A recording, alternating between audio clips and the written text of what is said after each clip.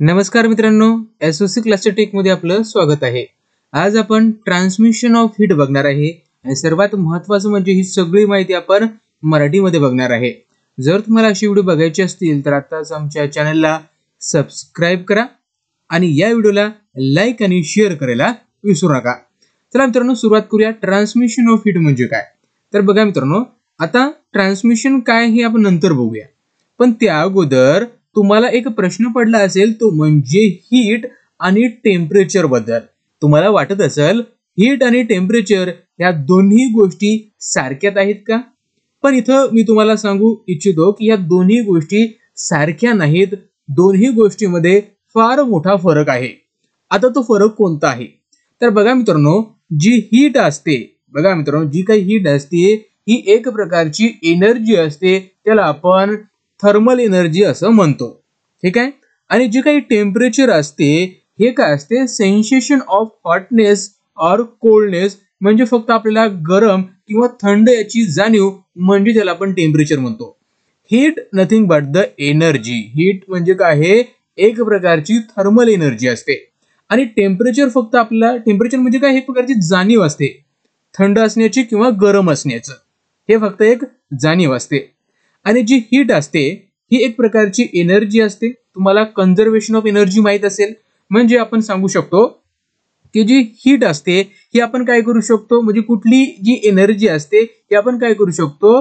Transform करू शकतो, त्याला आपण काय करू शकतो? कन्वर्ट करू शकतो from one form to the another form. Energy आपल्याला क्रिएट सुद्धा करता येत नसते आणि नष्ट सुद्धा करता येत नाही, फक्त एनर्जीला आपण कन्वर्ट करू शकतो from one form to the another form. Energy फक्त आपण कन्वर्ट करत असतो, ठीक आहे। त्यानंतर तुम्हाला प्रश्न पडला असेल की टेम्परेचर म्हणजे काय? इथं आता आपण टेम्परेचर बद्दल थोडक्यात माहिती बघूया। तर बघा मित्रांनो, इथं आपण एकीकडे आपल्याकडे आईस आहे आणि एकीकडे आपल्याला फायर दिलेला आहे। आता फायर म्हणजे तर खूप हॉट असणार, गरम असणार, आहे की नाही? आणि आईस म्हणल्यानंतर खूप थंड असणार, कोल्ड असणार। मग या दोघांमधला जो काही फरक आहे याला आपण टेम्परेचर म्हणायचं। म्हणजे टेम्परेचर फक्त आपल्याला काय दाखवते की कोणती गोष्ट हॉट आहे आणि कोणती गोष्ट थंडी आहे। हे दोन गोष्टी जर आपल्याला बघायच्या असेल तर आपल्याला टेम्परेचर माहित असायला हवं। टेम्परेचर आणि हीटचा काहीही संबंध नाही।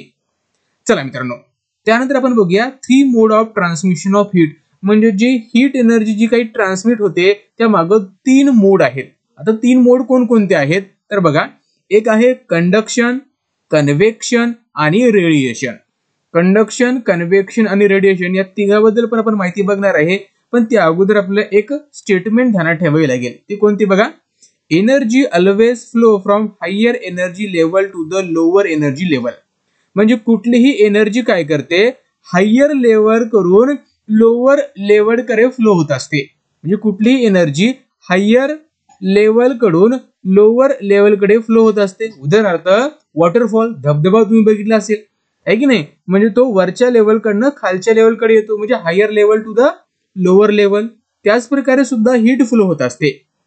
तुम्ही जर इथं बघितलं तर हा जो भाग आहे हा खूप हॉट आहे आणि हा भाग जर बघितला तर हा कोल्ड आहे। म्हणजे काय होईल? ही जी हीट आहे ही इकडे ट्रान्समिट व्हायला सुरुवात होईल। It means that this is the direction of that heat, म्हणजे हे डायरेक्शन आहे त्या हीटचं, कशाचं? फ्लो होण्याचं, किंवा ज्याला म्हणू आपण ट्रान्समिट होण्याचं, ते तुम्हाला इथं दिसेल। त्यानंतर जाऊया समोर। आता आपल्याला बघायचं आहे कंडक्शन। आता कंडक्शन काय आहे? कंडक्शन एक प्रोसेस आहे हीट ट्रान्सफर होण्याची, ठीक आहे। Conduction is a process of transfer of heat from part of the body at the higher temperature to the part body at the lower temperature. म्हणजे conduction काय आहे? एक प्रोसेस आहे, याच्यामध्ये जी हीट असते ही हायर लेवल कडून लोअर लेवल कडे ट्रान्समिट होत असते। सर्वात महत्वाचा शब्द आहे तो म्हणजे आता without bodily movement of the particle, म्हणजे या बॉडीमध्ये जे काही पार्टिकल आहेत त्या पार्टिकलची मुवमेंट होत नाही। म्हणजे विदाउट बॉडीली मुवमेंट जे काही हीट ट्रान्सफर होते त्याला आपण कंडक्शन असं म्हणतो। आणि हे कंडक्शन फक्त आपल्याला सॉलिड मध्येच पाहायला मिळते, कारण सॉलिड मध्ये कुठलाच पार्टिकल म्हणजे बॉडीली पार्टिकल मूव्ह करत नाही, फक्त हीट ट्रान्सफर होते, याला म्हणायचं कंडक्शन। त्यानंतर कन्व्हेक्शन म्हणजे काय? कन्व्हेक्शन सुद्धा ही एक हीट ट्रान्सफर होण्याची एक प्रोसेस आहे. याच्यामध्ये काय होते, bodily movement of the particle, म्हणजे याच्यामध्ये जे काही पार्टिकल असतात त्या बॉडीचे ते मुवमेंट करतात. जसं की उकळलेलं पाणी, बॉइलिंग वॉटर, म्हणजे खाली जे काही पाणी आहे ते गरम झाल्यानंतर वरती जाते.